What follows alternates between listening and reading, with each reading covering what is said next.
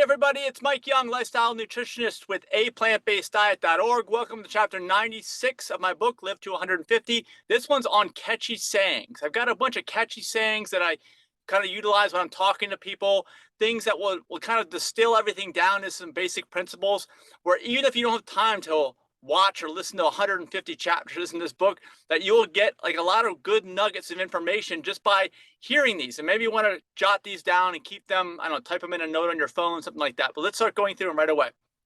All right.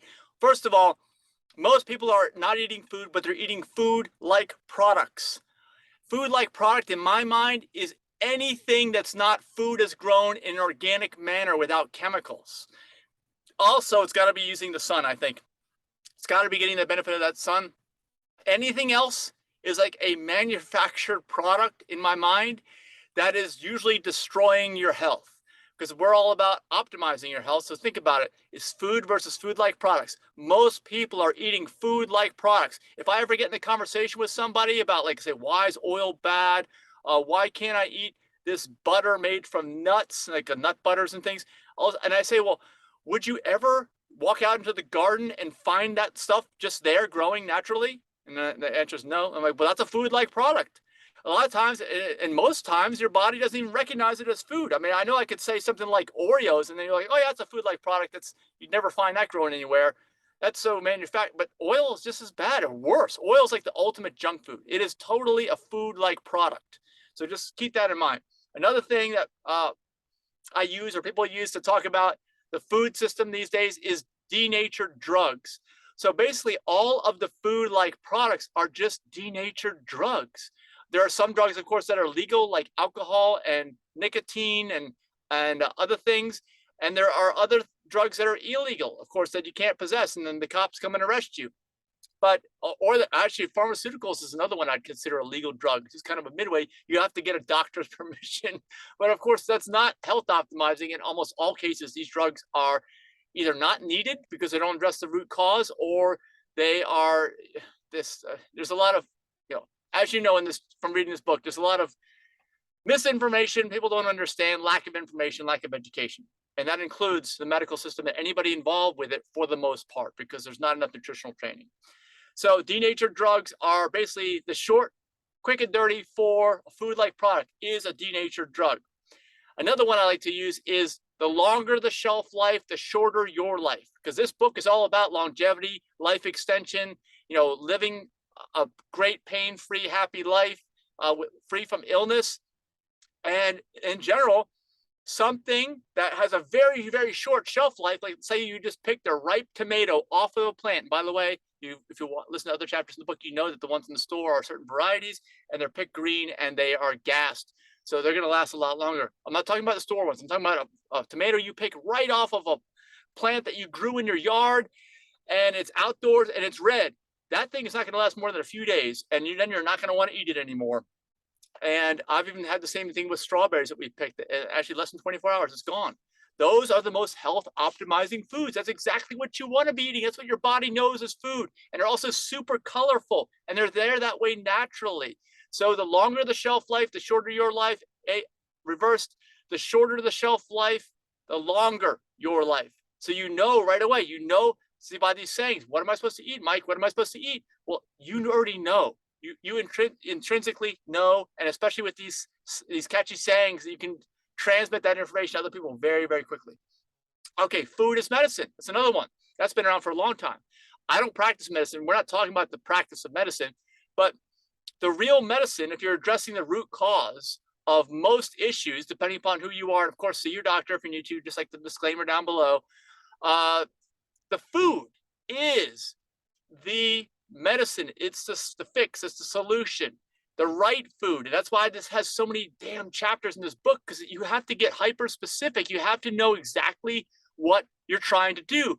And then when you're doing it right, the food will be the medicine. If you think that olive oil is a medicine, you need to go back and read this entire book all over again, because that's not what I'm saying. I'm not saying just because it's a plant that you're going to get healthier. There's plenty of plant-based people that are 100% plant-based, 100% vegan, that are sick, all right?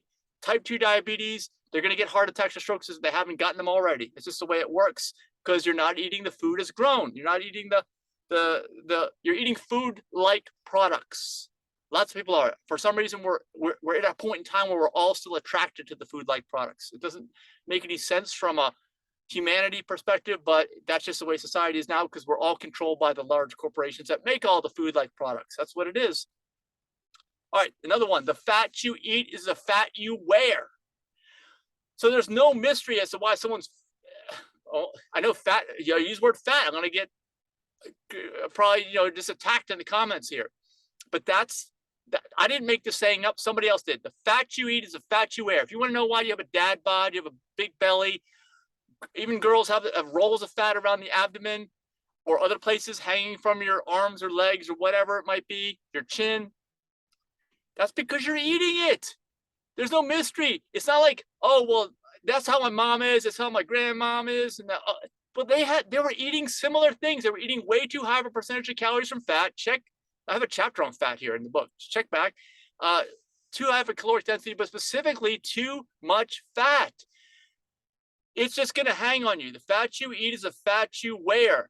If you remember that, you'll remember, don't eat this stuff.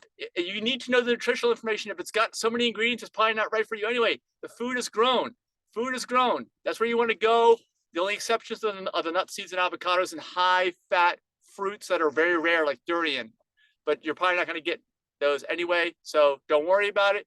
But all the chapters, go reread them if you don't understand that. All right. As I mentioned before, the body does not recognize the food-like products as food, and it reacts negatively, aka disease. And notice I didn't mention animal products or plant products. It doesn't make any difference. Makes no difference. The denatured drugs. Okay. The bottom line with all the stuff and with the whole book, and I probably said it before, but I'm going to say it again, is that maintenance pharmaceuticals should be avoided at all costs. And I want to also take this opportunity to let you know, we're just about done with this chapter, that I'm not on any maintenance pharmaceuticals. Actually, I've never been on any maintenance pharmaceuticals other than a short course of antibiotics, which I probably wish I never took. And the reason why is because as I've become older and as I've started to become more sensitive to things, and as I've started to feel the repercussions of my not perfect choices, aka disease, I've made adjustments. Blood tests will also tell you where you need to be. Get all that information, make the adjustments that you need to make, and hopefully you too will have the goal of not being on any maintenance pharmaceuticals. I have a chapter on goals, but write down below, write down in the comments of this video, please. Is your goal to be not on any maintenance pharmaceuticals? Are you not on any maintenance pharmaceuticals? Did you have a period of time when you were on them and you got off? Because that's great. We'll clap for that. And if you are, just know that you can get off. If you are on maintenance pharmaceuticals and you want to get off of them, also let us know. It'll be really good to share your information with people. I know that there's such a stigma these days about HIPAA, the privacy laws. And actually, I need to do a chapter on that because that actually impedes people's progress, if you ask me. I understand it's there because you don't want people to be discriminated against, but it also removes whatever remaining accountability could be there with the healthcare providers for actually finding fixes for people's health issues. And I know that the word on the street is, well, this isn't fixable, Mike. You can't do anything about this. Don't talk about that because I got something that I have no control over. In almost all cases, that's totally untrue. Like I said, 80% of all the medical issues are due to the food and the lifestyle and everything talked about in this book. If you're doing everything the way I describe it here in this book, and you still are on maintenance pharmaceuticals because it's something you can't control, I'd like to hear about it too. Actually, write me in the comments here because I like to actually get in touch with you and find out what's going on. I do know that there are some outliers, and the outliers are called outliers for a reason. They're very rare, and they do exist. And if that's the case with you, I'm not talking about you. But that's an outlier. It's a very rare situation. So hopefully, these catchy phrases and sayings and stuff helped you. Let me know what your favorite one is. Let me know if you've got another one that I don't know about. Write it in the comments to share with people. If you got any kind of value out of this, of course, subscribe to the channel.